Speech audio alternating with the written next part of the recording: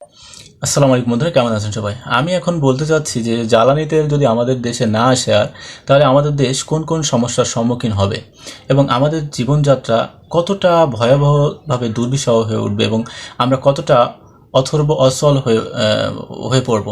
এই জ্বালানি তেল আমাদের এই যে দেশের ভারসাম্য রক্ষায় বা আমাদের প্রতিকূল পরিবেশে বেঁচে থাকার কতটা সহায়ক সেটা এই ভিডিওর মাধ্যমে তুলে ধরবো এবং এই জ্বালানি তেল দিয়ে কোন কোন পণ্য উৎপাদন করা হয় এবং সেটা কি কি কাজে লাগে সেটা বিস্তারিতভাবে তুলে ধরবো। তো দেখেন, যে জ্বালানি তেলটা আমাদের বাংলাদেশে আসে বা অপরিশোধিত যে তেল সেটা আমাদের বাংলাদেশে শোধন হয়। তো এই তেলের মাধ্যমে কয়েকটা জিনিস তৈরি হয়। সেটা হচ্ছে প্রধানত এই তেলটা শোধন করার পরে petrol, diesel, octane, kerosene, jet fuel অর্থাৎ বিমানের যে তেল সেটা, তারপর ফার্নেস অয়েল এবং এলপিজি উৎপাদন করা হয়। এছাড়াও এর উপজাত হিসেবে বিটুমিন, লুব্রিক্যান্ট অয়েল, প্লাস্টিক, সার, তারপরে কৃত্রিম তন্ত্র, কসমেটিক্স, ডিটারজেন্ট এবং বিভিন্ন রাসায়নিক পণ্য তৈরি হয়।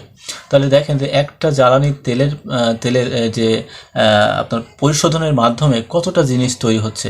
এছাড়াও আমাদের যে বিদ্যুৎ আমরা পাই সেই বিদ্যুৎ উৎপাদন কেন্দ্রে যে যন্ত্র মানে পরিচালিত হয় বা যন্ত্রগুলো চলে, যেটা দ্বারা বিদ্যুৎ উৎপন্ন করা হয় সেটাও কিন্তু এই জ্বালানি তেলের মাধ্যমেই তৈরি করা হয়। তো আজকে নিউজ হয়তো বা দেখেছেন যে খুলনার 6টি বিদ্যুৎ কেন্দ্র কিন্তু অলরেডি বন্ধ হয়ে গেছে এই জ্বালানি তেলের অভাবে। তো এই জ্বালানি তেল শুধু যে বিদ্যুৎ উৎপাদনে ব্যবহৃত হয় তা না, আমাদের দেশে যে সেচ যে যন্ত্রগুলো আছে, সেচ পাম্প, সেখানে অনেক সেচ পাম্পই কিন্তু এই যে বিভিন্ন ডিজেলের মাধ্যমে কিন্তু পরিচালিত হয় এবং যার মাধ্যমে বিভিন্ন শস্যক্ষেত্র কিন্তু সেচ দেওয়া হয়। তো গতকালকে একটা নিউজ দেখলাম যে বাংলাদেশের ময়মনসিংহ সম্ভবত, সেখানে কিন্তু এই যে ডিজেলের অভাবে সেচ পাম্পগুলো বন্ধ এবং সেখানে কিন্তু পানি সেচের যে কার্যক্রম সেটা বন্ধ রয়েছে, যার মাধ্যমে মাঠ বা জমিগুলো ফেটে কৃষকের দুর্বিষহ অবস্থার সম্মুখীন হয়েছে। এছাড়াও যদি বড় বড় যেসব গাড়ি, বাস, ট্রাক, মিনি বাস, তারপরে এই সকল যেসব যানবাহন সেটাও কিন্তু ডিজেলের মাধ্যমে চলে, অকটেনের মাধ্যমে চলে। অনেকের কিন্তু এই মোটরসাইকেলের উপরেই কিন্তু বিভিন্ন জায়গায় যাতায়াত করতে হয়েছে। এই যে এই মোটরসাইকেলের যে পেট্রোলের যে ভোগান্তি সেটা আমরা কিন্তু দেখতে পাচ্ছি অলরেডি বিভিন্ন জায়গায় কিন্তু 100, 200, 300 সিরিয়াল পড়ে যাচ্ছে। তো এই যে গতকালকে আরেকটা নিউজ দেখলাম যে বর্তমানে কিন্তু বাংলাদেশে যে তেলের মজুদ আছে সেটা 12 দিনের মতো এবং সারা বিশ্বের ভিতরে যতগুলো দেশ আছে 267টি দেশ, তো তার ভিতরে একমাত্র বাংলাদেশ যাদের সর্বনিম্ন মজুদ এই তেলের মজুদ। তো পাশের দেশ ইন্ডিয়ার কথা যদি বলি, তাদেরও 1 মাসের সেই রিজার্ভ আছে তেল। একমাত্র আমাদের বাংলাদেশে যেখানে 12 দিনের মতো রিজার্ভ আছে, তার ভিতরে 2 দিন চলে গেছে অলরেডি। এবং বিভিন্ন জায়গায় বিদ্যুতের যে লোডশেডিং আমরা পরিলক্ষণ করছি বা পরিলক্ষিত হচ্ছে, সেটা বোঝা যাচ্ছে যে আর হয়তোবা 5 থেকে 6 দিন পরে যে বিদ্যুতের আরও বড় ঘাটতি আমরা পরিলক্ষিত বা পরিলক্ষিত হবে। তো এর মাধ্যমে বোঝা যাচ্ছে যে এই যে জ্বালানি তেল কতটা গুরুত্বপূর্ণ ভূমিকা পালন করছে। এক জ্বালানি তেল দিয়ে কত রকম পণ্য উৎপাদন হচ্ছে এবং কত প্রকারের পণ্য এই জ্বালানি তেল পরিশোধনের মাধ্যমে আমরা ব্যবহার করতে পারছি। তো জ্বালানি তেল খুবই গুরুত্বপূর্ণ একটা বিষয় আমাদের বাংলাদেশের জন্য।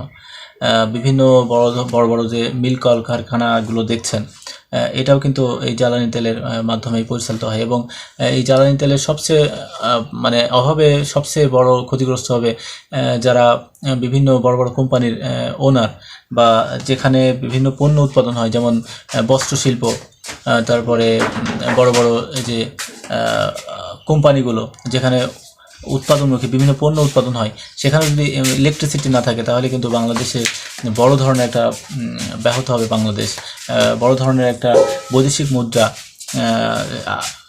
হারাতে যাচ্ছে এবং যার মাধ্যমে আমাদের জনজীবন থেমে যেতে পারে এবং বাংলাদেশের যে ইনকাম সেটা ব্যাহত হয়ে যেতে পারে এবং যার মাধ্যমে সারা বাংলাদেশ কিন্তু একটা অচল অবস্থার মধ্যে দিয়ে যেতে পারে। তো সেটারই আভার দিচ্ছেন বাংলাদেশের যারা রাজনীতি নিয়ে গবেষণা করে বা বিভিন্ন দেশের ভূ পরিস্থিতি যারা পর্যবেক্ষণ করে তারা কিন্তু বাংলাদেশের সামনের দিনগুলো যে অতি ভয়ঙ্কর তারা কিন্তু সেটা তুলে ধরছেন তাদের বিভিন্ন সাক্ষাৎকারের মাধ্যমে। তো এই যে এই জ্বালানি তেল যে কত বড় একটা সম্পদ আমাদের বাংলাদেশের জন্য, যেটা না থাকলে এই বাংলাদেশটাই অচল হয়ে যাবে। তো বাংলাদেশের যারা এমপি মন্ত্রী বা বাংলাদেশের যারা দায়িত্বপ্রাপ্ত আছেন তারা কিন্তু অনেকেই বলছেন যে বাংলাদেশে যথেষ্ট তেল মজুদ আছে। তো তেল যদি মজুদ থাকতো তাহলে কিন্তু এই লাইনের পর লাইন এইভাবে প্রতিদিন পরিলক্ষিত হতো না এবং অনেকেই ভোগান্তিতে পড়ছেন। তো আরও জানা গেছে গতকালকে যে একটা জাহাজ বাংলাদেশ থেকে আসছে, তবে একটু সময় লাগবে, 15 থেকে 20 দিন সময় লাগবে। তো তার আগেই তো বাংলাদেশের এই যে বিদ্যুৎ যে সংকট এখনই পরিলক্ষিত হচ্ছে। তো আপনি যদি 7টা দিন অপেক্ষা করেন তাহলে দেখবেন যে অনেক বিদ্যুৎ কেন্দ্র বন্ধ হয়ে যাবে। এভাবে খুলনায় যেমন 6টি হয়েছে। তো বন্ধুরা, জ্বালানি তেল আমাদের বাংলাদেশের জন্য তথা বিশ্বের বিভিন্ন দেশের জন্যই খুবই গুরুত্বপূর্ণ একটা পণ্য, যার মাধ্যমে এই জ্বালানি তেলের মাধ্যমেই কিন্তু বিদ্যুৎ উৎপন্ন হয়, আমাদের দেশের বিভিন্ন যন্ত্রগুলো পরিচালিত হয়, তারপরে বাস ট্রাক এইসব যানবাহন চলাচল করে। তো এই জ্বালানি তেল যদি আমাদের বাংলাদেশে না থাকে তাহলে কিন্তু সারা বাংলাদেশটাই অচল হয়ে যাবে। এটাই বর্তমানে আমাদের বাংলাদেশের সংকট। তো এতক্ষণ থাকার জন্য অসংখ্য ধন্যবাদ। আপনার মতামত অবশ্যই জানাবেন এবং ভিডিও শেয়ার করবেন। ধন্যবাদ।